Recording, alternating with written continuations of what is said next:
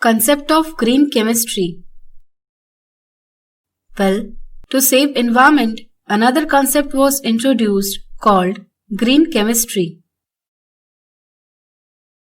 It is the way of thinking and is about utilizing the existing knowledge and principles of chemistry and other sciences to reduce the adverse effect on environment.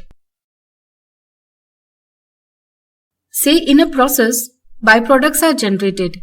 If these are not used, they cause pollution in environment.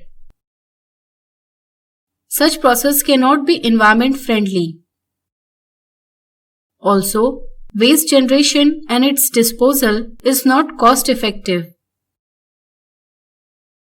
So, utilization of existing knowledge to reduce the chemical hazards, promoting developmental activities using byproduct and different ways is a basis for green chemistry.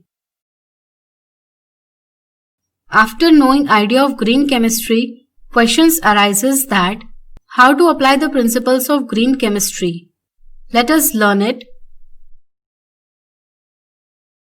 Organic solvents such as benzene, toluene, carbon tetrachloride, etc.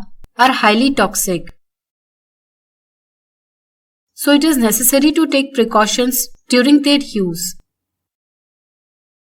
Chemical reactions involves reactants attacking reagents and medium where reaction takes place. In chemical reaction, if reactants are fully converted into eco-friendly products in an eco-friendly medium, then there would be no chemical pollutants in environment. This idea can be applied as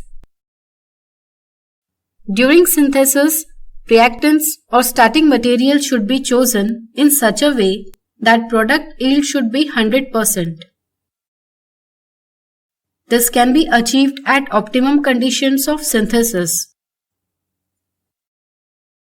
Water proves to be good medium for such reaction due to its high specific heat and low volatile nature. Water is cost-effective, non-inflammable, and is non-carcinogenic. Green chemistry in day-to-day life. Dry cleaning of clothes. Tetrachloroethylene was earlier used as solvent for dry cleaning. This compound, if reaches to groundwater, contaminates it. It is also suspected as carcinogen. Now, the process of dry cleaning is now replaced by liquefied carbon dioxide with suitable detergent. Comparably, this results into less harm for groundwater. Nowadays, hydrogen peroxide is used as bleaching agents for clothes in laundry, which has good result and require less amount of water. Bleaching of paper. Earlier, chlorine was used for bleaching of paper. Nowadays, hydrogen peroxide is used. Use of catalyst increases the speed of action of hydrogen peroxide. Synthesis of chemicals. Ethanol is now commercially prepared by one-step oxidation of ethene in presence of ionic catalyst in aqueous medium. With this process, reactants yields 90% of product.